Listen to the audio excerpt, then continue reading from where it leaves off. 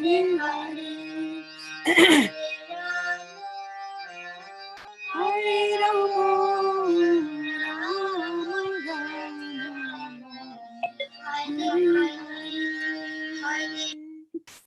Krishna, Mataji.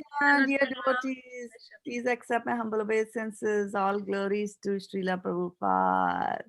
All glories to So Srila Prabhupada. today is Wednesday morning, and I'm just so glad that you all have joined our Wednesday morning Bhagavad-gita class. And just give me a second over here. I'm trying to figure out things, and we'll get started real quickly. But before we go that, are you going to tell me how you're feeling today? Blissful. You're feeling blissful. Awesome. Okay.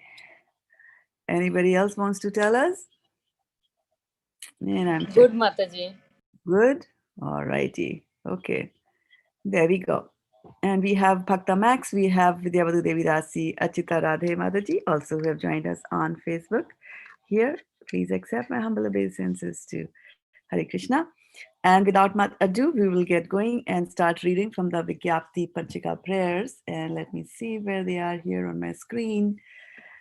Okay, one of you has to confirm that you can see the Vigyapti Panchaka prayers. And here, I'm sharing that with you. And what do you see? We see the prayers, Mataji. You see the prayers. Okay. Very good. Thank you. So let me just get started on that. Om Ajnanatimarandhasya Jnananjana Shalakaya Chakshurunmilitam Yena Tasmai Shri Guruve Namaha. Matsamo nasti papatma naparati cha kaschana parihare pilajjame kim bhuve purushottama yuvati nam yatha yuni yunam cha yuvato yatha manobhiramate tadvan mano me ramatam tvai bhumau skalita padanam bhumirevavalambanam Tvai jata paradhanam tvameva sharanam prabhu Govinda vallabhe radhe prarthaye tvamaham sada Twadiyam niti janatu govindo mam tvaya saha Radhe vrindavanadhishe karunamritvahini Kripaya nij padabja Dasyam mahyam pradiyatam. Okay, now we will get going into the Sanskrit. And since we are just a few of us, I'll just read out your names in the order you appear so that we don't have to do the reading order again and again. So we will start with who I saw first, and that was Garima Mataji. So Garima, are you in a position to read today? Yes, Mataji. Okay, go ahead and give us a translation. O Purushottama, no sinner or offender is as bad as I am. How can I describe my shame? Just as the mind of young ladies take pleasure in a young man, and the minds of young men take pleasure in a young woman, kindly let my mind take pleasure in you alone. Okay, after that it was Ishwari Radha Mataji. Just as the ground is the only support for those whose feet have slipped, you alone are the only shelter for those who have offended you. All right, then Sadhana Mataji. Hare Krishna Mataji. Hare Krishna, Vijayalakshmi Mataji. Sadhana, you are speaking on mute. Okay. O Srimati Radharani, beloved of Lord Govinda, this is my request. May you and Lord Govinda consider me one of your assistants. Then I saw Sutapa there. O Srimati Radharani, O Queen of Vrindavan, you are a river flowing with the nectar of mercy. Please be kind to me and give me a little service at your lotus feet. Okay. Hare Krishna. Hare Krishna. I also see Khyati Mataji and Vijayalakshmi Mataji who joined us. And I'm just wondering, Khyati Mataji, can you create the reading order? Yes, Mataji, I will type in. Awesome, awesome. Thank you so much. Really appreciate that help. And then let's just go and bring the other prayer. So I'm going to stop sharing with you and I'll share this other prayer again with you. So that is Srimad Bhagavatam 1.1.1. And before I begin sharing that with you, this is the general round. So while Khyati Mataji is preparing the reading order, I'll just go through the word by word to see what you have remembered, okay? Om means what? Oh my Lord. Oh my Lord, there you go, very nice. Namaha means what? Offering obeisances. Offering obeisances. Okay, now let's give a chance to somebody else. Bhagavate means what? The Bhagavate, Supreme Personality of Godhead. unto the Supreme Personality of Godhead, right? Okay, Vasudevaya. Vasudeva was son of Vasudeva. Son of Vasudeva and or primeval. Yes, Radha Mataji, correct. And then what else? Krishna. What Krishna. else? Lord Krishna. Right. There were three things, right? They were mentioned there. Okay. And then Janmadi. What does Janmadi mean? Creation, sustenance, and destruction. Okay. Creation, sustenance, and destructions. Asya. Of In the this material manifested world. universes. Yes, of the manifested universes. Yeah, just try to remember the exact words here. For this particular verse only, I'm saying, so the first verse of Srimad Bhagavatam. Yatha, yataha, yataha. And those of you who are watching us on Facebook, if you know the meaning of that, you can always type in there. Look at that occasionally. Yataha means from. Home. From home. Anvaya. Anvayat means what? Directly. Directly, yes. And what is the opposite of that? What is Indirectly. Itavata. Itava. And Anvaya. and Itaratas. Ataha. Itarataha. Yeah, Itaratas. itarataha. Yes, very good. Okay. Cha means, that's an easy one. And Artheshu means what? Arjun, tell us that. Artheshu means? For the purpose. for the Purpose, purposes. yes. Okay. Abhigya means what? Fully cognizant. Fully cognizant. All right. Swarat means what? Fully Fully independent. Fully independent. All right. Tene. Imparted. Imparted or gave, right? Okay. Brahma, what did he give? Brahma. Knowledge. Knowledge. Which knowledge? Vedic knowledge. Vedic Vedic knowledge. knowledge. Okay. Hrida. In the heart. Consciousness of the heart. Consciousness. Consciousness of the heart. Right, is the right one. Yaha. Yaha means One who. one who. Correctly. Correct. Adi Kavaye. Adi Kavaye. Unto original created being. Unto original created being. Okay. And then close your eyes. Muhyanti. Tell me the meaning of Muhyanti. The darkness. Muhyanti. Sort of there, yeah. Conceptually, yes.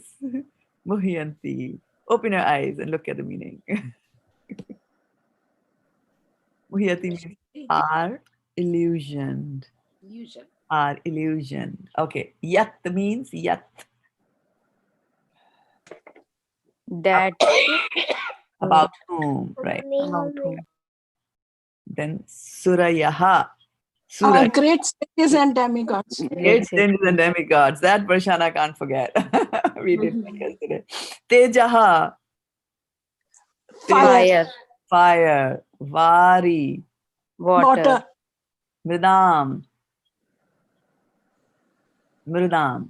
If there is fire, there is water, then Earth. earth. Right? Mridam is earth. And then Yatha. As much as. As much as. Vinimaya, action and reaction. Yatra, whereupon. Trisarga, three modes of creation, or creative faculties. Amrisha, almost factual. Dhamna, along with all transcendental paraphernalia. Did we do the extra 5 for today? Right? Tejaha, Yes, Hari, Mridam, Yatha, Vinimaya. What is Vinimaya? it came in the beginning also. Did it come in the beginning? Okay, then you might know the meaning. Vinimaya. Vinimaya is action and reaction. Okay, good. Now, Khyati Mataji has It already. came in the second line. It comes Vinimaya, Tene Brahma, Hridaya, Adi. So, yeah. So there is Vinimaya there in the second line.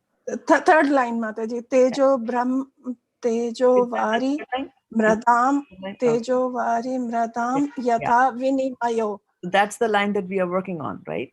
That's Yes, the line we are working Tejo on. Vari. Yes. It doesn't appear multiple times in the sloka. It appears only once there. Vinimaya. Yes, Mataji, once only. Yes, sorry. Right. Yeah. No problems. All right. Then let's see what Khyati Mataji has in store with for us here. She says Ishwari Radha Mataji, Sudapa Mataji, Sadhana Mataji, Garima Mataji, Vijayalakshmi Mataji, Khyati Mataji, and Shraddha after that. Okay, perfect. So we'll start with the reading order. I think Mataji, after that, Varshana Mataji and Priyanka Mataji joined, but for some reason I'm not able to chat in the mobile window, so I'm opening it up from my laptop. Just give me 1 minute. No, don't worry about that. I've just typed it there. Varshana and Priyanka. They will come before Khyati. Does that work? Yes. Okay. So that is there. We are there. Pretty much it. It's a good reading order there. Thank you so much for setting it up at such a short notice. Okay, so I will do the usual in the Sanskrit so that we can learn. Are you able to see the screen now? Yes, Mataji. Okay. Om Namo Bhagavate Vasudevaya Janmadya Asya Yatonvayaditaratas Chartheshvabhikya Swara Tene Brahma Hridayadi Kavaye Muhyanti Yatsuraya Tejo Vari Mridam Yatha Vinimayo Yatra Trisargo Mrisha Namna Svena Sada Nirasta Kuhakam Satyam Param Dhimahi. Okay, so going by the reading order, starting with Ishwari Radha Mataji. Here, we won't do the synonyms, we'll go into the translation. Let's start. Ishwari Radha, mute yourself and speak. Translation.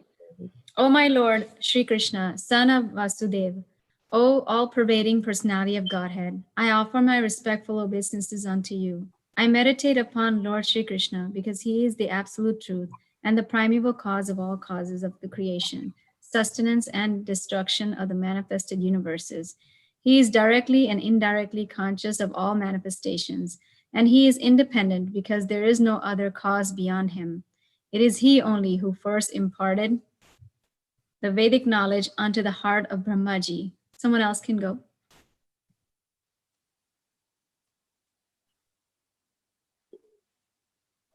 Well, after Ishwari Radha, Yes, Mataji, can you just scroll a little bit? I would like to read the line before that.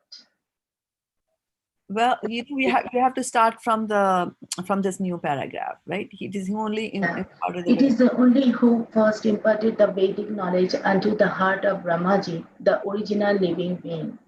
By him, even the great sages and demigods are placed into illusion as one is bewildered by the illusory representation of water seen in fire or land seen on water. Next person can read. Okay. Only because of him do the material universes, temporarily manifested by the reactions of three modes of nature, appear factual, although they are unreal. I therefore meditate upon him, Lord Sri Krishna, who is eternally existent in the transcendental abode, which is forever free from the illusionary representations of the material world.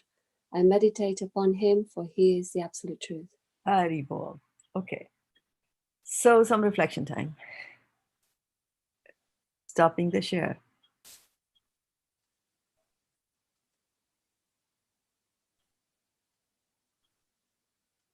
I Anything? will be meditate upon him only, the Lord Krishna. Okay. And you can also give from the Vigyapti Panchaka, by the way, because, yeah, both of them. Feel free. You are the only shelter for those who have offended you. You are the only shelter for those who have offended you. Yeah. Yeah. Just as the mind is attracted to opposite sex, please let my mind be attracted to you alone. To you alone. Yes. Very nice. So what happens when the mind gets attracted to the opposite sex? Gets bewildered. Distress, And then anxiety. One, distress, anxiety. one becomes totally One becomes what, Varshana Mataji? totally mad. Totally mad. All right. Constantly think of that person. Yeah, yeah. Constantly think of that person. And Prabhupada says a very interesting thing. He says that even after the divorce, we think about that person. Right? The thinking still continues. Yeah. Yeah. It's a hridaya ganthiya hu. It says that it's a heart. It's a knot that, and Prabhupada in one of the verses in Srimad Bhagavatam actually says it's a double knot. Not even one single knot. It's a double knot. Very difficult to remove that knot. Right? Of all the attachments the person can have, and you can have attachments at any stage in life. Even if you're sannyasi, you can get attached to your temple. You can even get attached to your kamandalu or your walking rod like that, or your laptop, whatever you're using, you can get.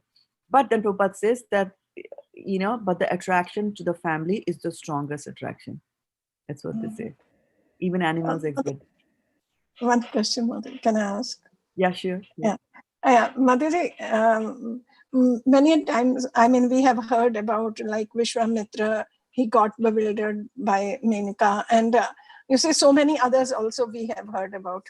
But what about, is there any Shastric evidence that any woman meditating and somebody came and bewildered her? Not that I know of, because there are not very many instances of women, meditating and talking about that. The only one thing that I could think of, but not about a woman getting bewildered, but of a woman meditating is Chintamani, the one who came, the prostitute who came to lure Haridas Thakur, but she herself got converted and became a devotee of the Lord. She could not be swayed. After that, she could not be swayed from there. But we haven't seen that. So it is opposite, you see. So women are more chaste, and I feel, you see, they are more loyal to their husbands, and that is true. That is true. That is true. Actually, Prabhupada says, and then sometimes women feel a little bit offended when you read in the Shastras things like women have to be taken care of. First, the father has to take care of them, then the husband has to take care of them, and the son has to take care of them. It's like, oh, what do you mean? I am Swarat, fully independent. I want to do that, right? But Prabhupada explains that, why they have to be protected is because by nature they are innocent, and then they can be lured away. Because of that reason, they say that they should be protected, and not because they are stupid, and then that they should be protected because they're innocent. And from the innocence, like just as you protect children, so you protect the women also. Otherwise, it's not that women are not respected. In good families, they are actually very much respected, and even in our Indian culture, women are very much respected. So it's not that they are saying, it's a useless thing. I mean, sometimes you see that in the yagyas and all that, it is mandatory that the woman come and sit next to the husband. The wife comes and sits next to the husband. Otherwise, it is not even considered complete. If the wife refuses to come, the yagya is not complete. Yeah. So it's not that women are just some useless piece lying around there, a doormat or anything like that. The Shastras do respect. And that is the reason Ramchandra did that Sita's. There you go. He put it next to that. Yeah. So, But one thing, Mataji, in this Kali Yuga, I don't know whether that same thing is applying to women or not.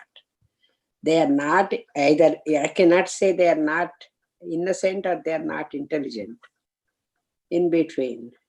How yeah, can you say? women are intelligent. Krishna actually lists intelligence as a quality of a woman in the 10th chapter of Bhagavad-gita. Krishna associates women with intelligence. So what I was saying was not that women are not intelligent. I was saying that they are innocent. By nature, they are innocent. By nature, they are innocent. And again, these are general statements. You can have very cruel women and women who are very strong. They can twist the arms of many men. I mean, there are women who are in executive positions in organizations and they are a terror. Right? So, and we see there were some queens also. We saw that in Kali Yuga history. We see that, there are many queens who were bad. So these are generic statements. They are generally applicable. There could be women who are very, very more smart than men, outsmart many men. We hear in the Shastras, who was that lady? I'm forgetting the name, but who married Kalidas? Was it Gargi? What was the name of Kalidas's wife? I'm forgetting that. Right? She was so intelligent. She would defeat men in the Shastras like that. Yeah. Mataji, is being gullible like innocent too, or is different? I will have to look up gullible in the dictionary. I would have, gullible means that one can be cheated and there would be a element of innocence in it, but easily persuaded to believe something, credulous. So gullible means one who's easily persuaded to believe something. That is gullible. And then innocent is not guilty of a crime or offense. A pure, guileless, or a naive person. She was innocent compared with this man. We'll see that example is given comparing a woman there. A person involved by chance in a situation, but I was innocent. Like people like say it like that. Yeah. So I think gullible. I think gullible would be a better fit, of a word that we are talking about that. But Prabhupada in all his wisdom has used innocent, uses the word innocent. So we kind of, stay with that. So because they are innocent, that is why they, yeah. So Varshana Mataji, that was your question, right? What was your question? I think they deviated 100 miles away from your question. My question was that are there women who are also married? Women who got deviated, Mataji, Parshuram mother thought about somebody, and that was like in mind. Indra comes and fools, right?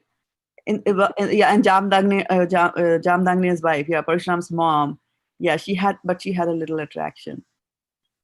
They say. Anasuya, you might say, not Anasuya. Who's that lady who became a stone in Ramchandra's? I see my mind is completely blank. Ahalya. Yeah, right. Yeah, but even for Ahalya, like Indra comes in the form of her husband, right? Yeah. Her husband. She was cheated. Yeah, but at one point in time when she realizes that she's Indra, she still continues, right? She still continues, so she was not 100% innocent like that.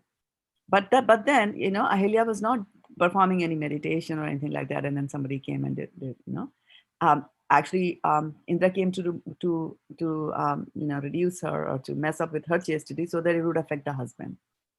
So the prime reason over there was not to, mess up with her meditation or with her devotional service like that.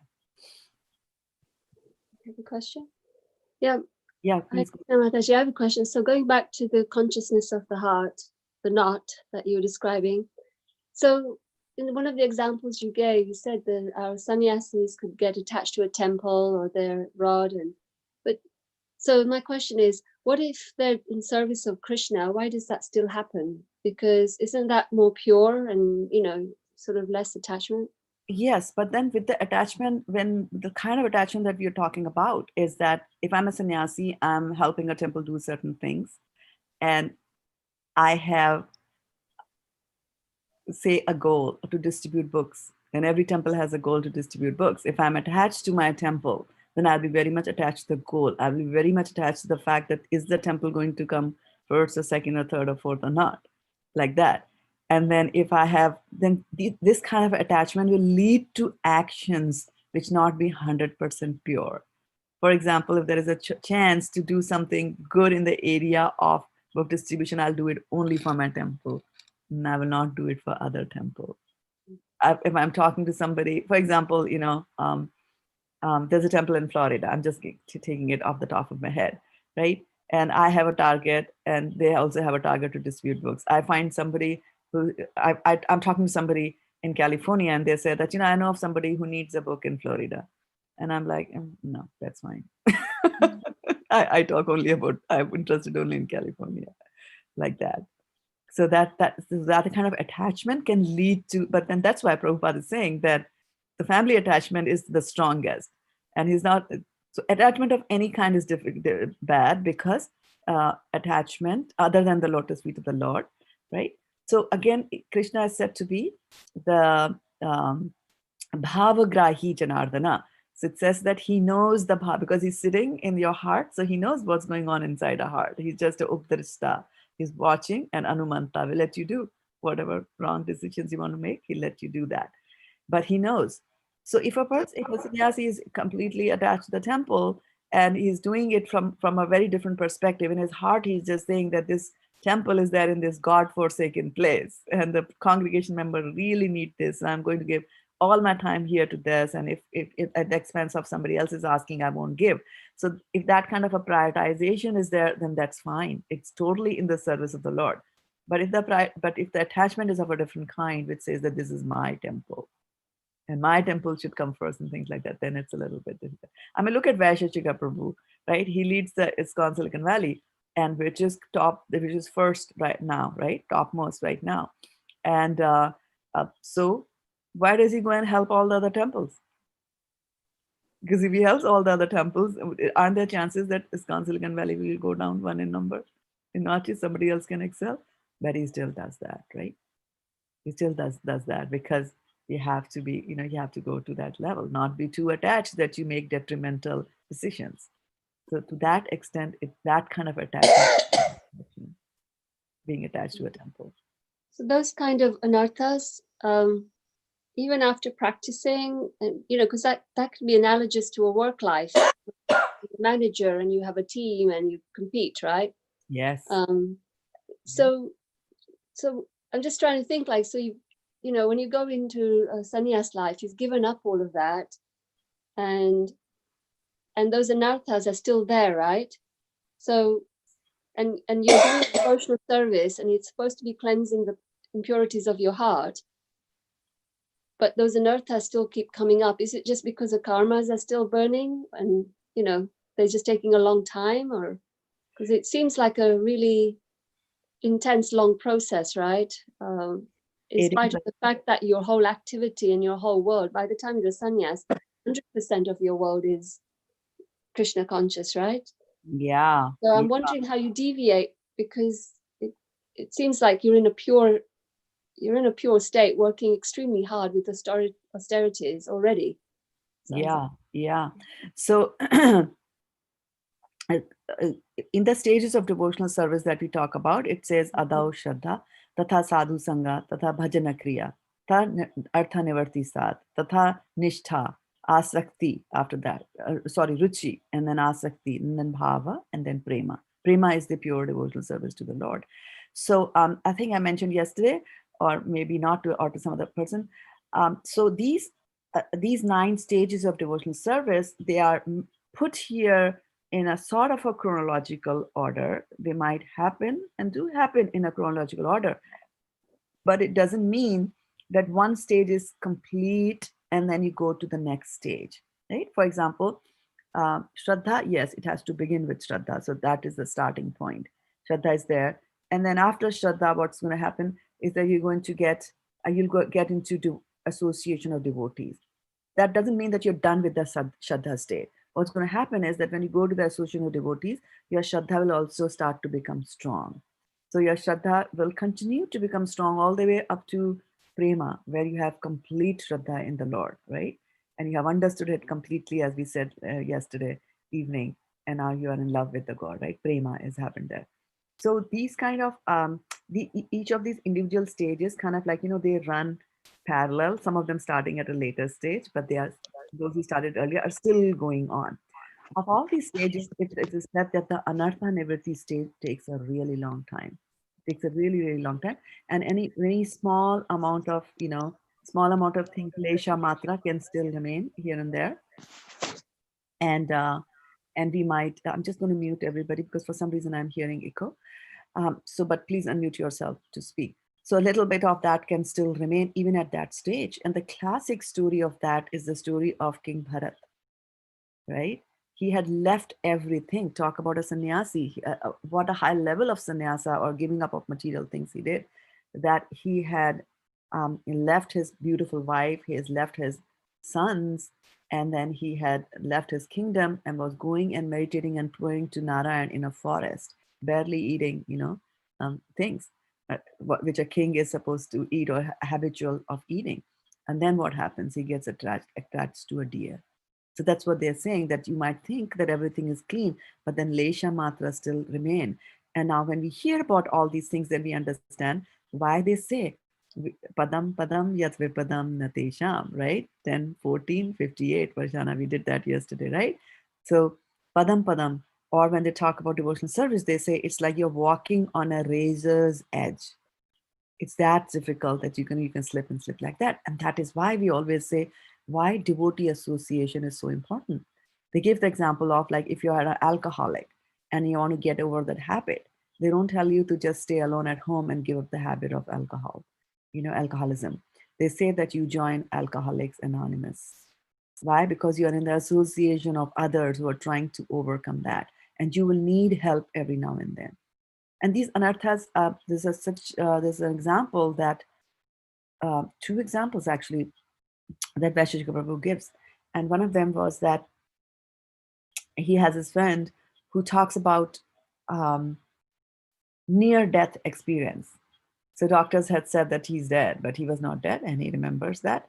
And he says that he could hear the doctor saying he's dead, but then the soul is now thinking, oh, some jingle, and this is a devotee, some jingle from 30 years ago, some advertisement jingle came to his head, to the person who has been chanting his whole life. So it is that difficult to remember Krishna all the time. So things like that can happen. It's extremely difficult. Another example that he gives is that was another devotee, and he was in Vrindavan, I think. He was in Vrindavan, and he was sick. He was sick, and the doctors were saying that he has a week to live, 1 week only. And in that, so he was there. People were thinking, well, you're very lucky in the sense that you are in Vrindavan. Doctor has said you're going to die in 1 week. That's fine. Then you'll die in Vrindavan. But then he tried to get onto a taxi and take the taxi to Delhi and fly to America. So you see, even at that late stage in life, you're living in Vrindavan, you're doing all the activities in Vrindavan, and then suddenly this attachment comes up from nowhere. So yes, the Cheto Darpana Marjana has not happened completely. There's still a little bit here there. So that's why we are very, in a devotional service, a fear of falling down is a good fear. It's a good fear to always have. Somebody asked Prabhupada, why do you chant? I mean, you are, you're infallible. You will know you won't fall down. And then he said, that's why I chant, because so that I don't fall down. So it's a constant thing. Constantly you have to do that. Yeah. And so you will need the association of devotees who will say that, with whom, and that's why now you can see how all these verses that we read, they kind of tie together. So in Nectar of Instruction, it says that they talk about 6 kinds of things that make a relationship with other devotees much better, and they help you. And so one of them is Guhyam Akhyati Prachati. Guhyam Akhyati Prachati basically means that you go and inquire confidentially or share your confidence with some other devotee, which might, like, sometimes you might just say that, I have devotees who come and say that, I don't know what's happening with me these days, but I'm so much attached to my work. I'm really starting to like my work to the detriment of my devotional service, like that. So inquiring confidentially, and then others will give you some solutions and some ways on how to do that. Association of devotees also will help with your utsahan nishchayadhyarya tat tat karma pravartanat. It talks about the things that you can do to enhance your devotional service. And one of them is to have enthusiasm. Now, how will you get enthusiasm? Right? We started very enthusiastic. 10 years of chanting the Ram, it's like, where is Krishna? I can't see Krishna. So we could get, we can lose our enthusiasm because we are not getting the result. And that is the difference between a sannyasi and a renunciate. Krishna will answer this question. Tell Arjuna in the 18th chapter of Bhagavad-gita. And he says that a sannyasi is one who just has given up material desires. Material desires means that he's saying, I don't want a house, I don't want a bank balance, I don't want a wife, I don't want this, I live with meager clothes, all that's all I'm doing. But a renunciate is a much better, place to aim for, or a level to aim for, because a renunciate is one who gives up the results of his actions. Right? So you can be a sannyasi, but you can still be attached to the results of your action, right? So at higher level, and that is why renunciation is something that you can even do as a grihastha. You don't have to be sannyasi. And again, in Kali Yuga, taking sannyasa is prohibited. You can't take sannyasa, except, extremes people, special people, they are recommended to take sannyasa. Or not all of us are not said to do that. But does it mean that we don't go back to Godhead? We can go back to Godhead, because we are talking about the Devi Varnashram, which says that doesn't matter wherever Varn you are, whichever ashram you are, you can go back to Godhead from there. Like that, right? And there are so many instances of people not necessarily renouncing, but staying in their lives and then going back to Godhead from there. So, Mataji, you just mentioned that sannyas is prohibited, but then we do see sannyasis in our community also. Yes, So, except for few. Yeah, except for chosen few. It's not that. So you see that sannyasa is not a stage which is generally recommended that you can aim for, right? Our spiritual masters won't say, okay, now Shraddha-devi Dasi, you got second initiation. Now next step is prepare for sannyas, right? Even for men, they don't do that. How many sannyasis do we have in ISKCON also, right? As compared to how many second initiates you have, how many first initiates you have, like that, right? So there will be some sannyasis, and we need them, right? We need sannyasis. We need people who can dedicate their lives completely. right. Yeah, we need them. Any other Hare Krishna, Mataji. Yeah. Mataji, renunciation is leaving the the result of fruitive activities. So it is only for the means in the Krishna, in the normal life, or it is only in the devotional service? Means the fruitive result. Everywhere, even in the devotional service, we should not be thinking about, where I'm going to be, I have done this, I have done that, I should be here, I should be there. No, you have supposed to chant, then you continue to chant, right? And why are you doing chanting? Because you are doing chanting for the pleasure of Krishna, and this thing helps you a lot. This will help you a lot in your devotional service if you do even devotional service for the purposes of pleasing Krishna. Because people sometimes come and ask, like, I'm doing devotional services, why am I not happy? See, so there's a little bit of a flavor there. It's not anya abhilashita shunyam. It is not divide of all abhilashas, right? You have a desire to be happy after devotional service, right? So, but if you do things for Krishna, then it doesn't matter, right? And Prabhupada gives such a nice example that there's a clerk in the bank or a teller of a bank. He just counts the money. His job is to count the money, because he's not attached to the bank in that way. That's, bank makes, today there are $1 million in the bank. Tomorrow there's only $10,000 in the bank. It doesn't affect him. It doesn't affect his bank balance. It doesn't affect his spending capacity and things like that. He's doing the work, but he's not attached to the results. Right? Okay, so I'm counting money. So the result should be that, every day I should count, and then, $1 million should always be in our bank vault. No, like that, right? So he's not that. So similarly, Prabhupada said this is like doing your action, but not being attached to the result. And sometimes our acharyas, they give some very graphic examples, but they are very true. I mean, I did not use the word stool as much in my 40 or 50 years of life that I did in my past 10 years from 50 to 60. Stool is a word that we don't use in sophisticated and civilized people don't use so-called sophisticated and so-called. But it's a reality, right? It's a reality, right? You don't pass stool one day and you know what happens, right? So talking about detachment, they say that you know how much you should be detached? It says just as you pass stool and you're not attached to it. That is detachment, very, very graphically stated. And when I read that, I was like, oh my goodness, yes. This is detachment. It is difficult to achieve that stage, but it is achievable. This is really a classic example, Mataji. I've heard this before. Yeah, Prabhupada says that. Yeah, Prabhupada's lectures and Prabhupada's writings, they are phenomenal. They're amazing. Yeah. Like that. He was really brainy, Mataji, and he could correlate the things so well with the verses that, unimaginable. Yes. Because he was not from this world. He was not from this world, right? Just the other day, I think in one of the groups, there was some writing that was, being pointed out, like somebody looked at the chart, astrological chart of Prabhupada, and he said that nobody can read that chart.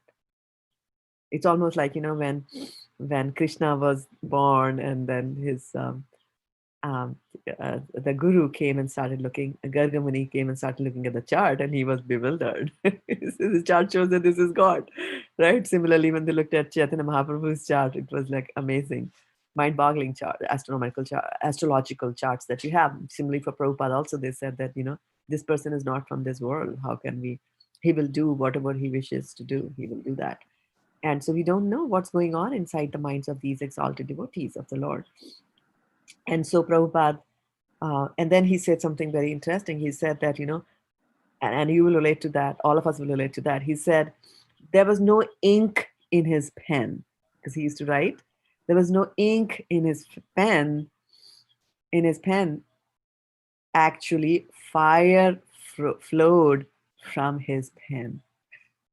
Do you believe in that? Do you agree with that? Fire flowed from his pen. Yes or yes? Yes, Mataji. Yes. See, that fire spread and caught you. Mm. Right? And that fire, so it's like just yesterday, one of you was saying that how grateful you feel. I think it was Preeti Radhika. How grateful you feel that he has translated these books, right? Without these translations, we'd be nowhere. Fire. So we read the word fire today, right? In our 1.1. So what is fire in Sanskrit? Vari is water. Vari. Water. What is fire? Anal. Anal, yes. Fire is anal, but not in that verse. Teri. Okay. Tejaha. Tejaha, right? Tej.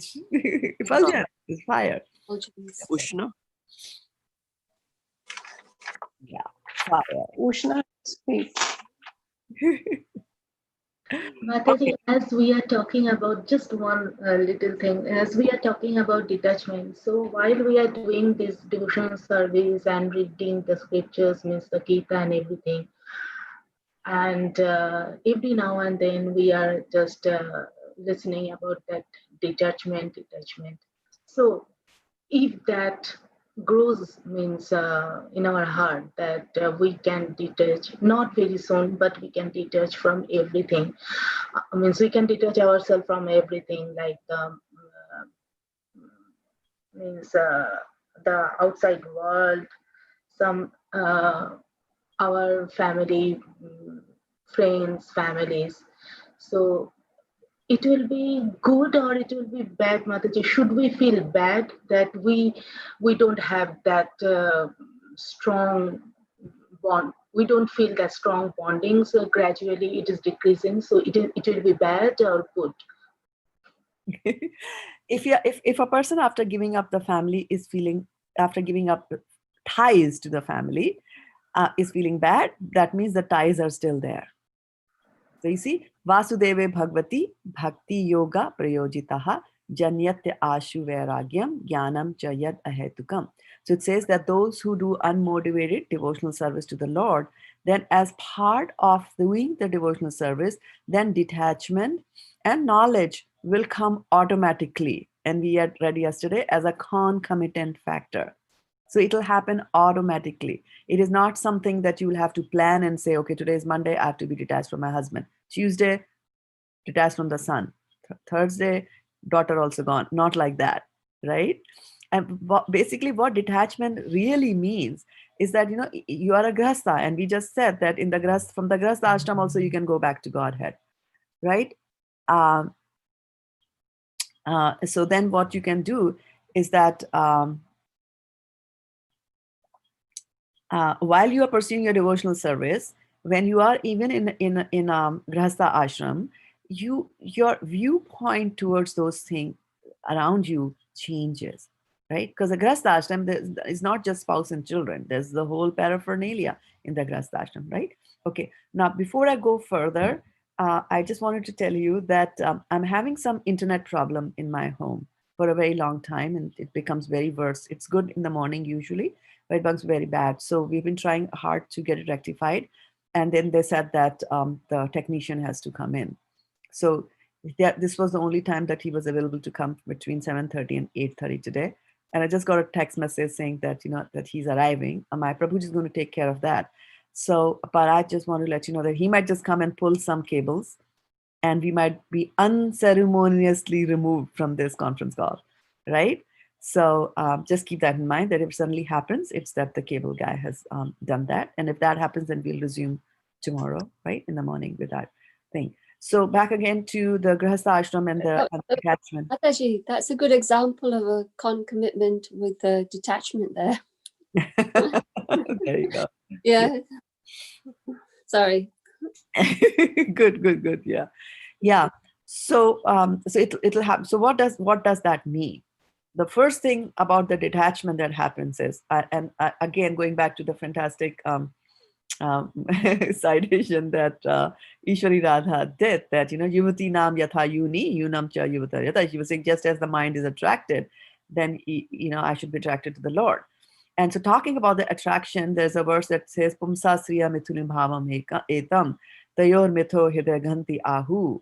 So it says that atha sutapta viter. So atha griha sutapta viter janasya mohoyam aham mamiti. So what happens is that when the man and a woman get attracted, they will have bodily relationship, and sex is the biggest binding factor that binds two people together. And then what happens is that once you have that, right, once you have bodily relationships, then it's a very, even if you're not married to somebody, it's a very natural tendency among men and even among women that they want to now live together. Let's move into, right, live together. Let's set up a little nest of ours. And then you set up a nest, and then babies will come. It'll be like, it's my baby, right? So when you have, it starts with sex, right? Always, you know, Acharyas will tell you that. So the attachment starts from there. And then it says that you will, ata griha kshetra sutapta vitta. So griha means your home, family. That kshetra, your property, my home, right? I don't want earthquake in California. I'm fine if it happens in Florida.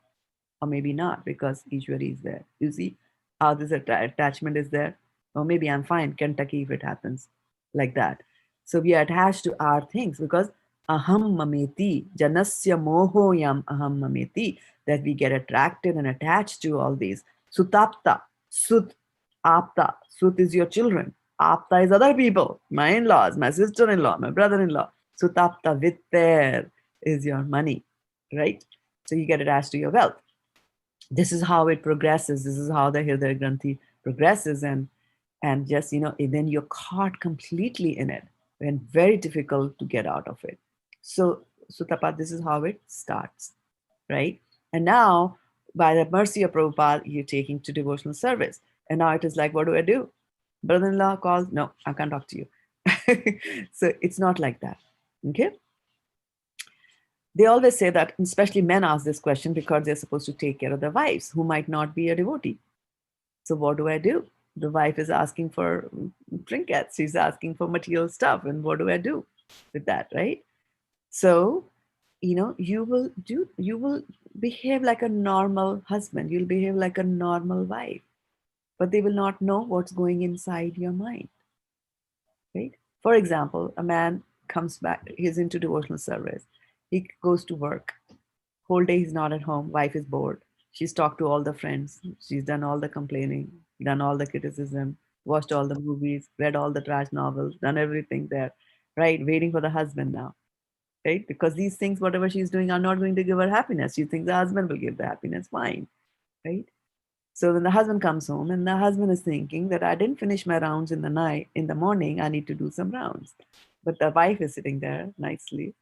And so she's saying that, honey, let's go out for a walk. What do? She's a wife. It's your duty to take care of her. It's your duty to give her companionship. So you go out on a walk. And then, of course, what happens in the walk? It's like, your sister called and she did this. And your brother, I think, and you're sending too much money, like that, right? So it's that talk that'll happen, right? Or anything like that can happen, right? Other than devotional service, it can happen, right? So they go there. And guess what? Next day, when you come back home, what's going to happen? That's why they say the senses are like your co-wives. They're fighting for attention. So next day also, she will say, yeah, we went yesterday. It was very nice. Let's go again. And the husband goes there. Right? So is it attached or is not attachment? Right? The thing is that when you, on your way back home, the third day, if the husband is thinking about like, I'm going to go out for a walk, that is attachment. Because now it's coming from you. You see the source of that action, why you are doing that action. If it was your desire to do it, then that is attachment. If you're doing it because you're in a grahastha ashram, you're supposed to behave nicely with your wife, it's okay. So that's why they say that, when the Vaishnavas are behaving in certain way, you do not, pass any judgment on them because you do not know what is going inside their head and why they behave in a certain way. With their children, with their spouses, with whoever is in their family. You might think that he's a very attached person, he's doing this and that, but he might have something very different in his mind.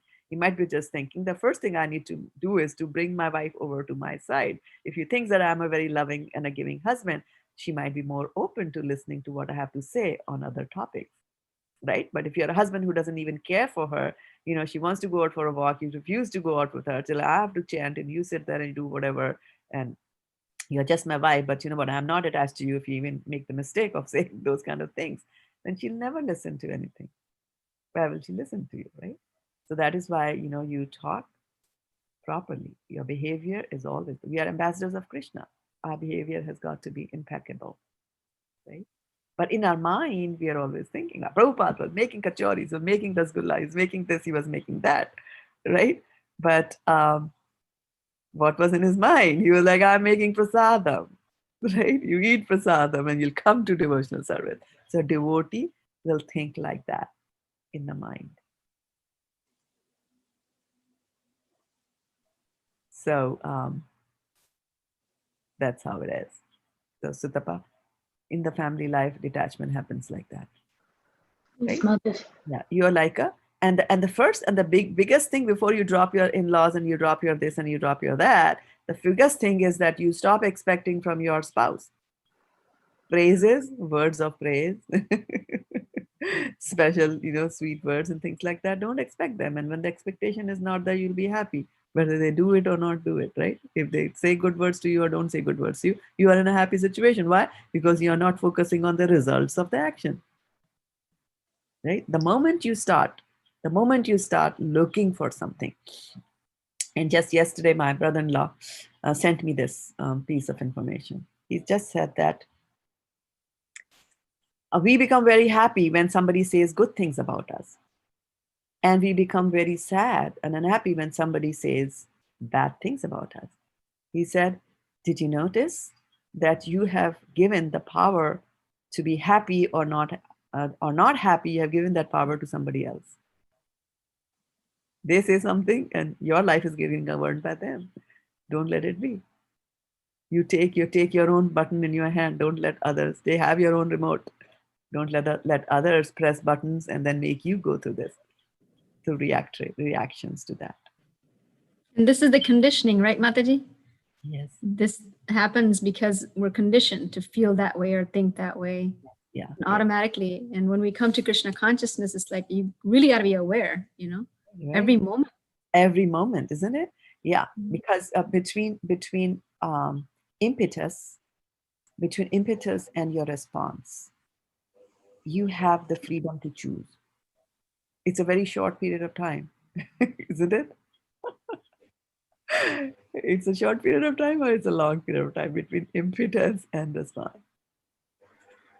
Like husband will say, what's happening? Like, tea has not come. And like you were sitting like, Hare Krishna, and you were nicely making tea or whatever, milk, right? Like that in the kitchen. You're making it nicely, Hare Krishna. And that sound comes like, why is it getting late? Like, come on, I'm bringing it. Can't you see? It happens like that, right?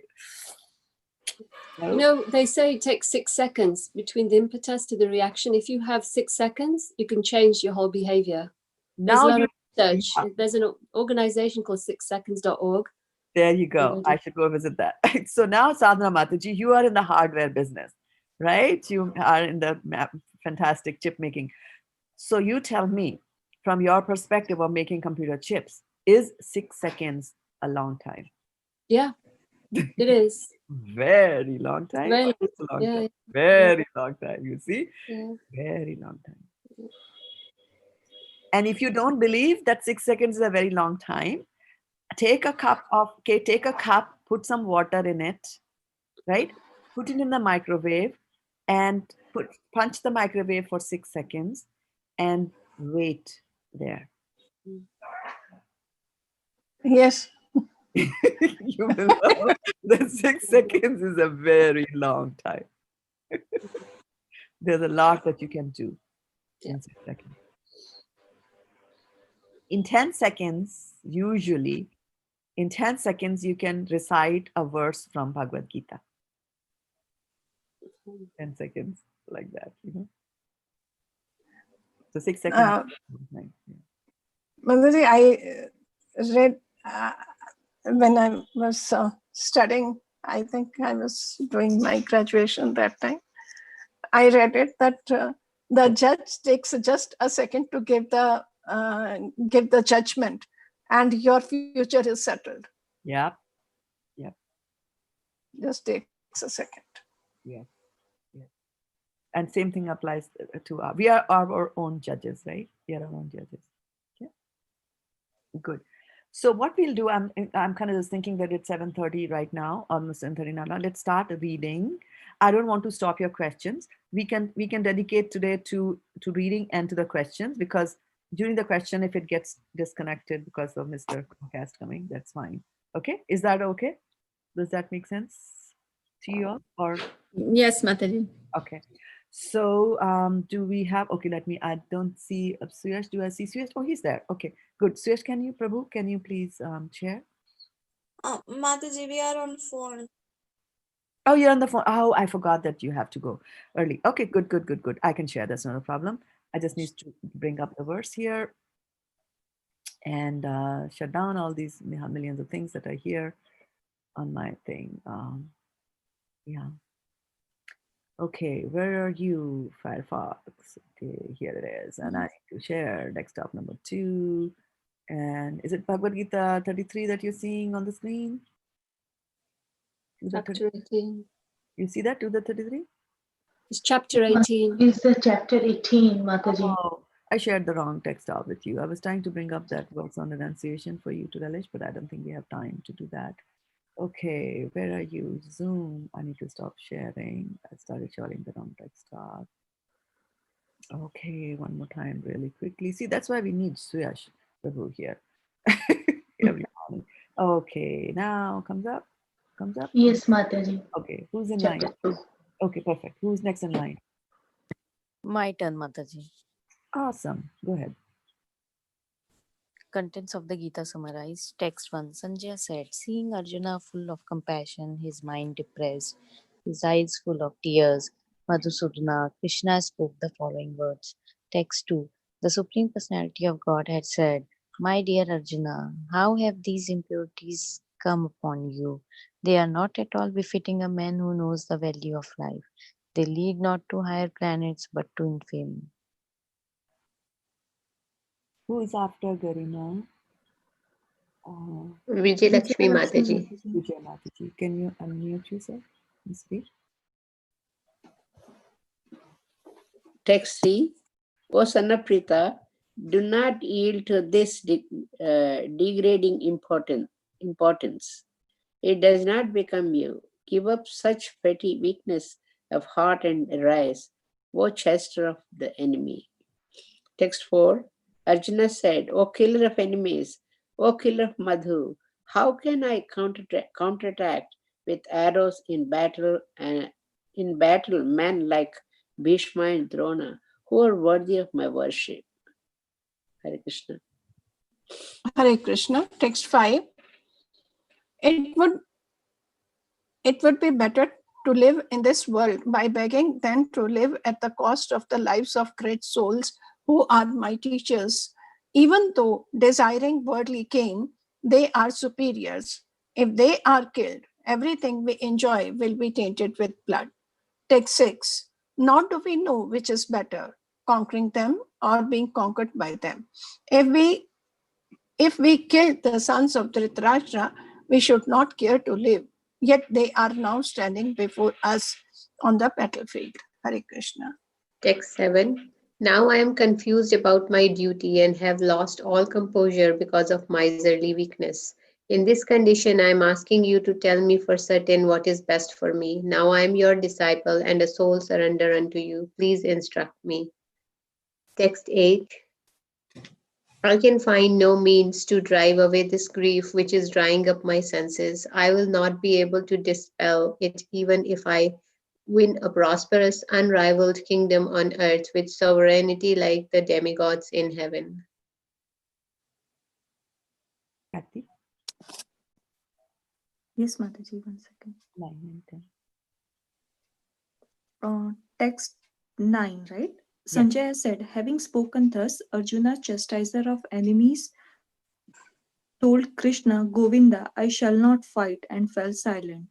O descendant of Bharata, at that time Krishna, smiling in the midst of both the armies, spoke the following words to grief-stricken Arjuna. The Supreme Personality of Godhead said, while speaking learned words, you are mourning for what is not worthy of grief. Those who are wise lament neither for the living nor for the dead. Never was there a time when I did not exist, nor you, nor all these kings, nor in the future shall any one of us cease to be. Text 13. As the embodied soul continuously passes in this body from boyhood to youth to old age, the soul similarly passes into another body at death. A sober person is not bewildered by such a change. Text 14. O son of Kunti, the non-permanent appearance of happiness and distress, and their disappearance in due course, are like the appearance and disappearance of winter and summer seasons. They arise from sense perception, O scion of Bharata, and one must learn to tolerate them without being disturbed. Hare Krishna. Text 15. O best among men, Arjuna, the person who is not disturbed by happiness and distress and is steady in both, is certainly eligible for liberation. Text 16. Those who are seers of the truth have concluded that of the non-existent, the material body, there is no endurance and of the eternal, the soul, there is no change. This they have concluded by studying the nature of both. Hare Krishna. Text 70. That which pervades the entire body you should know to be indestructible. No one is able to destroy that imperishable soul. Text 18. The material body of the indestructible, immeasurable, and eternal living entity is sure to come to an end. Therefore, fight, O descendant of Bharata. Text 19. Neither he who thinks the living entity the slayer, nor he who thinks it slain is in knowledge. For the self slays not, nor is slain. Text 20. For the soul, there is neither birth nor death at any time. He has not come into being, does not come into being, and will not come into being. He is unborn, eternal, ever existing, and primeval. He is not slain when the body is slain. Text 21. O Partha, how can a person who knows that the soul is indestructible, eternal, unborn, and immutable kill anyone or cause anyone to kill? Text 22. As a person puts in new garments, giving up old ones, the soul similarly accepts new material bodies, giving up the old and useless ones. Hare Krishna. Hare Krishna, text 23. The soul can never be cut to pieces by any weapon, nor burnt by fire, nor moistened by water, nor withered by the wind. The individual soul is unbreakable and insoluble, and can be neither burnt or dried. He is everlasting, present everywhere, unchangeable, immovable, and eternally the same. Hare Krishna. Text 25. It is said that the soul is invisible, inconceivable, and immutable. Knowing this, you should not grieve for the body. Text 26. If, however, you think that the soul or the symptoms of life will always be born and die forever, you still have no reason to lament, O mighty armed.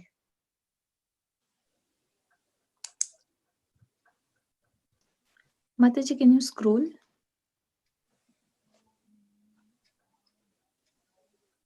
To me, it seems the screen is like stuck. Sorry. Yeah, to me also, I think, I got the phone call. I had to take that phone call from the Comcast person. So I was not able to scroll because I had to switch off the speaker on my phone to be able to hear him. Okay, so who was there? How long? My turn, Mataji. We need to do 27, 28. 27, 28. Okay, here we go. One who has taken his birth is sure to die, and after death, one is sure to take birth again. Therefore, in the unavoidable discharge of your duty, you should not lament. All created beings are unmanifested in their beginning, manifest in their interim state, and unmanifest again when annihilated. So, what need is there for lamentation? Some look on the soul as amazing, some describe him as amazing, and some hear of him as amazing, while others, even after hearing about him, cannot understand him at all. Text number 30. O descendant of Bharata, he who dwells in the body can never be slain. Therefore, you need not grieve for any living being. Text 31. Considering your specific duty as a Kshatriya, you should know that there is no better engagement for you than fighting on religious principles, and so there is no need for hesitation. Text 32. O Partha, happy are the Kshatriyas to whom such fighting opportunities come unsought, opening for them the doors of the heavenly planets. Hare Krishna. Text 33. If, however, you do not perform your religious duty of fighting, then you will certainly incur sins for neglecting your duties and thus lose your reputation as a fighter. Text 34. People will always speak of your infamy, and for a respectable person, dishonor is worse than death. Hare Krishna. Text 35. The great generals who have highly esteemed your name and fame will think that you have left the battlefield out of fear only, and thus they will consider you insignificant. Text 36. Your enemies will describe you in many unkind words and scorn your ability. What could be more painful for you?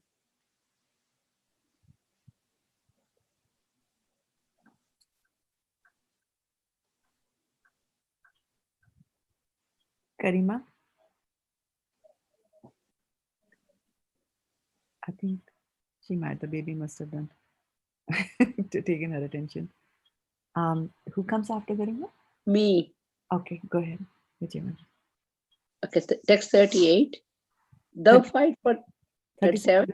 37. Text 37. O son of Kunti, either you will be killed on the battlefield and attain the heavenly planets, or you will conquer and enjoy the earthly kingdom. Therefore, get up with determination and fight. Text 38. Do thou fight for the sake of fighting, without considering happiness or distress, loss or gain, victory or defeat, and by so doing you shall never incur sin. Okay, thank you so much. Yeah, so Tapa Mataji, see here also Krishna is saying, right? You do your things without focusing on the results, like that. Okay, so let's go into 33. So, and whose turn is it? I have to do it. All right, Vaishana Mataji. Here you go. अथ चेत् त्वम् इमं धर्म्यं संग्रामं न करिष्यसि ततः स्वधर्मं कीर्तिं च हित्वा पापम् अवाप्स्यसि. Very nice. Today I could see that you were reading with your eyes. Very nice. Okay. Who gives the synonyms after Vaishana Mataji's beautiful rendering? Synonyms. Atha, therefore, Cheta, if, Tvam, you, Imam, this, Dharmyam, as a religious duty, Sangramam, fighting, no, do not, Karishyasi, perform, Tata, then, Swadharmam, your religious duty, Kirtim, reputation, Cha, also, Hitva, losing, Papam, sinful reaction, Avapsyasi, will gain. If, however, you do not perform your religious duty of fighting, then you will certainly incur sins for neglecting your duties and thus lose your reputation as a fighter. Okay, I'll have to pass, please, because I need to go get up and put the mask on my face, okay? Yeah, please continue. The next person, please continue to read. Purport by His Divine Grace A.C. Bhaktivedanta Swami Srila Prabhupada Ki Jai. Arjuna was a famous fighter, and he attained fame by fighting many great demigods, including even Lord Shiva. After fighting and defeating Lord Shiva in the dress of a hunter, Arjuna pleased the Lord and received as a reward a weapon called Pashupata Astra. Everyone knew that he was a great warrior. Even Dronacharya gave him benedictions and awarded him the special weapon by which he could kill even his teacher. Next person can read. So he was credited with so many military certificates from many authorities, including the adopted father Indra, the heavenly king. But if he abandoned the battle, not only would he neglect his specific duty as a Kshatriya, but he would lose all his fame and good name, and this prepared his royal route to hell. In other words, he would go to hell not by fighting, but by withdrawing from battle. Hare Krishna.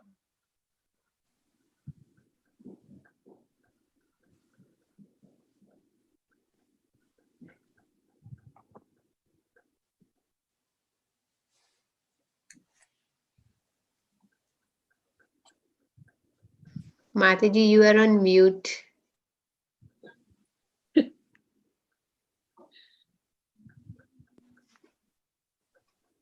There you go. Yeah, Sabasi, that this is reflection time. This is fantastic. I'm thinking about Priya Kishori, who recently got married. Vyachika Prabhu conducted her wedding, and both she and the bridegroom were wearing these, and they were taking their vows, So yeah, anyway, yeah. Let's get going. So I was saying, what are your reflections? And I was also saying that if you have more questions, then we can take this because we don't know when we will be unceremoniously cut off. And I was just thinking about this, that just as we don't know when this when our connection, the internet connection is going to go away and this meeting is going to come to an end. Actually, that is the situation of our lives also. We just don't know.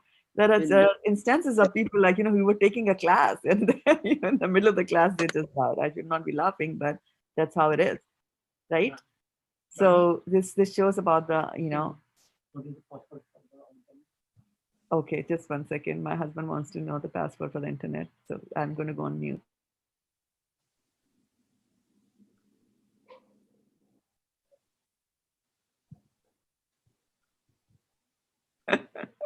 Okay, talk about broadcasting your internet password on the, on the internet. Okay, yeah.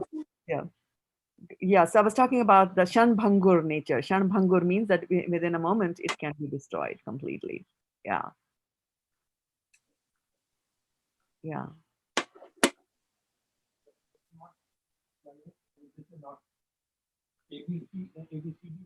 Okay, I'll have to. All right, fine. That password is not.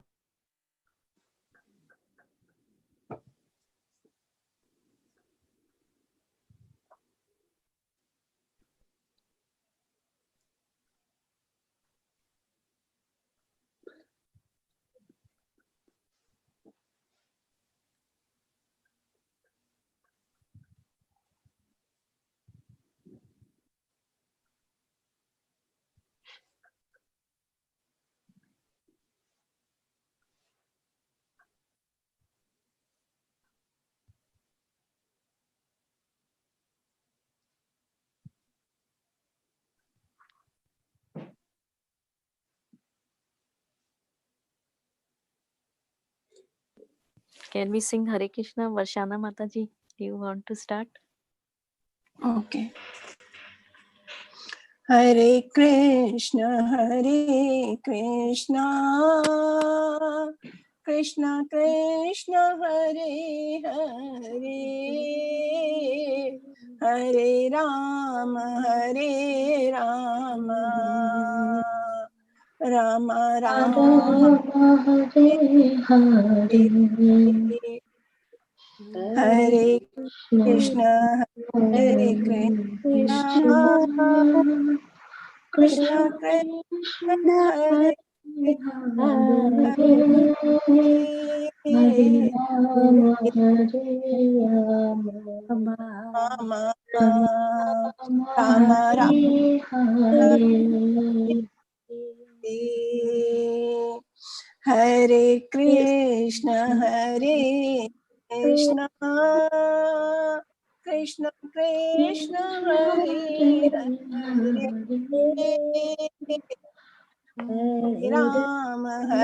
Hare Rama, Rama Rama, Hare Hare,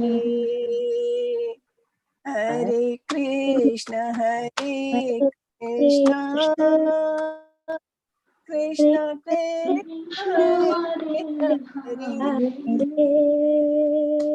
Hare, Hare Rama, Hare Rama, Rama Rama, Hare Hare,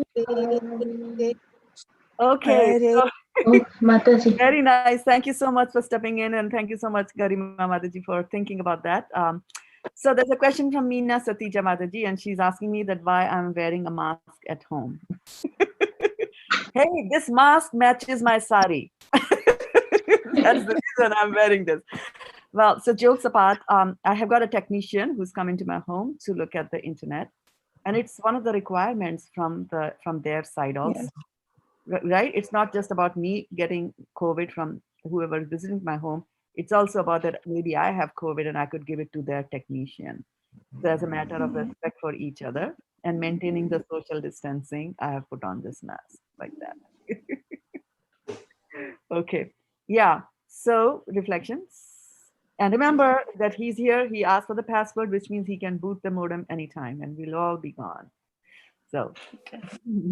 Yeah, go ahead. But it's Krishna Katha. It's good. Reflections.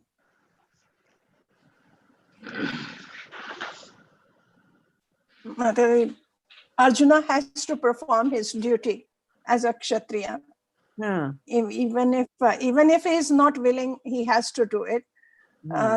He has been awarded so many awards, actually, I should say, that he defeated Lord Shiva, and he was given Pashupat Astra also.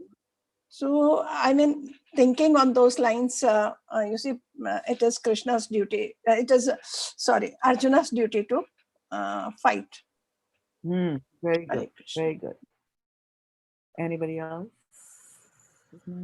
Yeah, it looks like the consequences are to go to hell if he doesn't fight, which is kind of a very strong fear acting in advice, right? So, okay, well, I don't know. There's not much in the purport about that part, right? But definitely that's kind of a very strong statement from Krishna, I think. Yeah. So yes, and that's what it is. I mean, the purport plans certain ideas, and then as we are discussing the shastras, and then there will be thoughts and sub thoughts like that, right? More thoughts, and the mind map, and you just keep on connecting things over there. So we see that in the previous verses,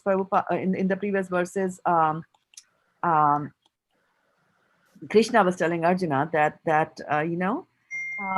this is the soul, this is indestructible, and it'll live forever, and this can't be used. You can't use any of the different types of weapons to do anything to the soul. He's told him everything from the Sankhya side of it, right? Now Krishna is going to try everything possible under the sun to do that, to persuade Arjuna to come back and fight. So now he started in the previous one. He started with the concept of heavenly planets, right? So two verses he's talked about that, which is purely karmakandi activity. If you do this, then you'll go to heavenly planets. It's not going to do much good to you, right? Because of Chine Punya Marte Lokame Shanti, you're going to come down, right? But now here in this verse, he's talking about the consequences of not doing it and kind of instilling a little bit fear on them. So you see that whenever a king has to rule his subjects, then there are 4 techniques that they use. There is Sama, Dama, Danda, and Bhed, right? Right? So we do that. So Sama, Dama, Danda, Bhed is one is that, you will pacify them when you give them some money, or you will, if there are team members and they're going against you as a manager, you will do something, plant something in there so that they start fighting among themselves. So they won't come and fight with you. So Bhed. And Danda is also one of them. Danda is punishment, right? So here, Krishna is pointing out to Arjuna about the punishment that he can get. You see, punishment for not doing your duty is that you are going to go to hell. Now, I just wanted to emphasize here that when we are talking about these things, like going to heaven, going to hell, is that these are heaven and hell. Heaven is also material. So these are the concepts that we talk about while we are still hovering on a material plane. And then towards that extent, there's a very nice story in Srimad Bhagavatam, right? Srimad Bhagavatam is full of stories. And I'll just bring that up so that you can all continue to read the story. And so this is about Chitraketu. Now, what do we remember about Chitraketu? We have talked about Chitraketu so much, right? For the last few years. What was the deal with Chitraketu? His son died and he was lamenting for it. His son died and he was lamenting for it. And what happened before that? Before the son died, I mean, how did the son come in the first place? He did a lot of austerities and...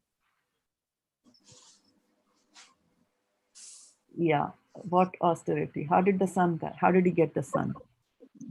Rashana, you remember? How did he get Yes, Mother. He did austerities, but he was blessed and he was given the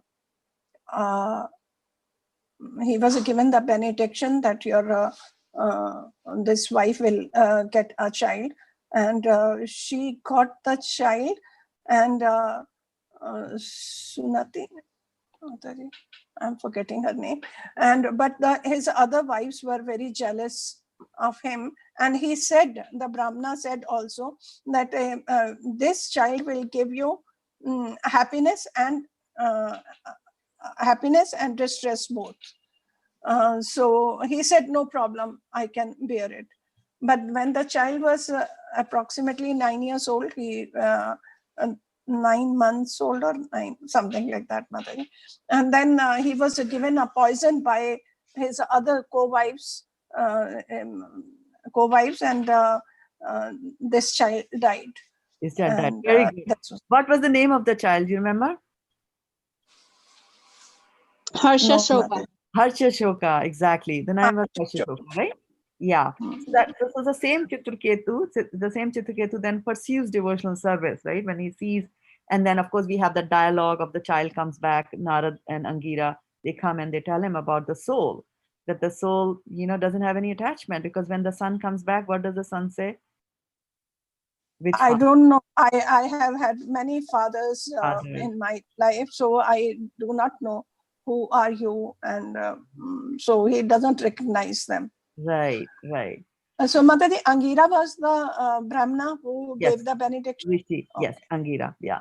So it was Angira who gave him the benediction, but when he dies, when the son dies, then Angira brings in Narad, because Narad is very good at giving discourses to convince.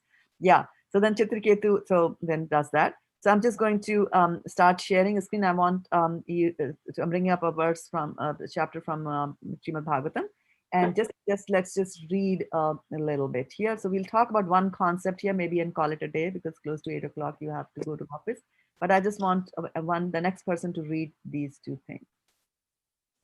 I was last, Mataji, so after me. Yeah. Shraddha Mataji.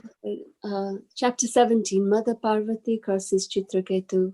The 17th chapter is summarized as follows. The chapter describes Chitraketu receiving the body of an asura or demon because of joking with Lord Shiva.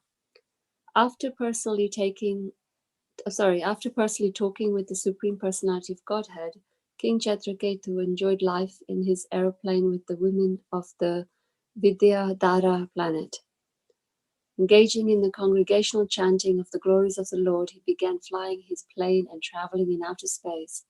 One day, while traveling like this, he wandered into the bowers of Sumara mountain, where he came upon Lord Shiva embracing Parvati, surrounded by an assembly of Siddhas. Karanas and the great sages, seeing Lord Shiva in this situation, Chitraketu laughed very loudly, but Parvati became very angry at him and cursed him. Because of this curse, Chitraketu later appeared as a demon Vritasura, right? Yeah. So one thing to keep in mind when we are reading Sanskrit written in English, transliterated, then C is always a cha. Always, right? Like in English, it can be something different, right? Like it can be cake, which means a ka, or it can be chair, right? Like that, which means a cha. But when we are writing Sanskrit in Hindi, English language, then it's always a cha. If you have to say a ka, then we'll put a k here, like in king. We are putting it like that. Okay. So what was Chitraketu doing? Enjoying the life. He was enjoying the life. And what did he see? Shiva embracing Lord Shiva embracing Mata Parvati. So Lord Shiva was also enjoying life, right? According to what he saw. Right? According from his vision, he saw that. And he was enjoying, okay, it's okay, they're husband and wife, they enjoy, that's fine. But what was the situation? Chitraketu was laughing loudly. In the presence, he was doing that in the presence of all the sages. Yeah, in the presence of all these sages, he has Parvati sitting on the lap, and it's like, what are you doing? You're giving, Brahma Gyan, probably, to the sages there, but look at what you're doing. You have your wife sitting on your lap. That's not proper behavior, right? So he looks at and he's confused about that, and then he laughs, right? And he's in an aeroplane. Okay, then let's see who's next there. Chitraketu, however, was not at all afraid of Parvati's curse, and thus he spoke as follows. Everyone in human society enjoys happiness and distress according to his past deeds, and in this way travels in the material world. Therefore, no one is responsible for this happiness and distress. One is controlled by the influence of material nature in the material world. Yet one thinks himself the doer of everything. In this material world, which is made of the external energy of the Supreme Lord, one is sometimes cursed and sometimes favored. And thus he sometimes enjoy in the upper planetary system and sometimes suffer in the lower planets. But all these situations are the same because they are within this material world. None of these positions have any factual existence, for all of them are temporary. The Supreme Personality of Godhead is the ultimate controller because the material world is created, maintained, and annihilated under his control, while he nonetheless remains neutral to these different transformations of the material world in time and space. The material external energy of the Supreme Personality of Godhead is in charge of this material world. The Lord helps the world by creating situations for the living entities within it.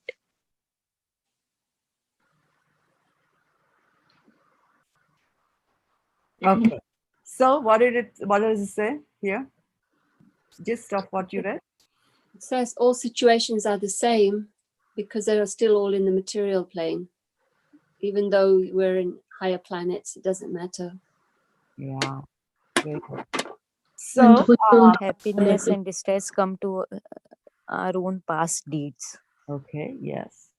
Got it. and Great. we don't control anything, which Okay. means nothing is in our hand. Right. Ishavasyam Idam Sarvam, right? Krishna is the supreme controller. Okay. So let's see. So what is an intelligent person supposed to do, having seen this situation, having read about this situation, which can happen to anybody, is from the Srimad Bhagavatam 1.5.18. The next person can recite the verse here. Who is next in line to read? Can you read? Me. Okay, go ahead. Tasyaiva heto prayateta kovido na labhyate yad brahmatyam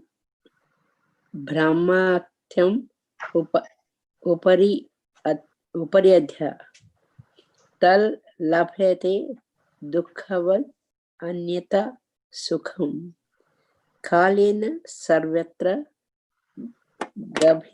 gavira ramhasa. Okay. After Mataji, who's there? Vaishnava. Yes. Okay. Persons who are actually intelligent and philosophically inclined should endeavor only for that purposeful end, which is not obtainable even by wandering from the topmost planet Brahmlok down to the lowest planet Patal, as far as happiness derived from sense enjoyment is concerned. It can be obtained automatically in course of time, just as in course of time we obtain miseries even though we do not desire them. Yeah. Yeah. How many of you desired COVID? Oh, Never. nobody. Never thought of that, right? Never thought of that. Yeah. So we'll stop here beyond 8 o'clock. Mother, Yeah. people are going through so much, but still I feel that suppose today it is declared that COVID is gone. And I think people will be in the same, you see, they will have the same routine, they will behave in the same manner, there will be no change, it seems. Yes, Upariyada. Brahmane Brahmite Korn Bhagyavan Jeev Guru Krishna Prasade Pai Bhakti Lata Beach. So what it means is that, as a person is doing Brahman, how you go out on an excursion. We are on an excursion in this material world. And we are going from the lowest planets, Upari Adha, upward, downward, right? So you are kind of like cycling through this material universe. And it's only by Guru Krishna Prasade, by the mercy of Krishna, you get a Guru. And then, of course, after the mercy of Guru, you find Krishna. So Guru Krishna Prasade Pai Bhakti Lata Beach. So it's by the mercy of Krishna and by the mercy of your spiritual master that you get the seed of devotional service planted in your heart. So your fears are not unfounded, Vaishana Mataji. This is how the material world is. That is why Krishna says, I give you the forgetfulness, right?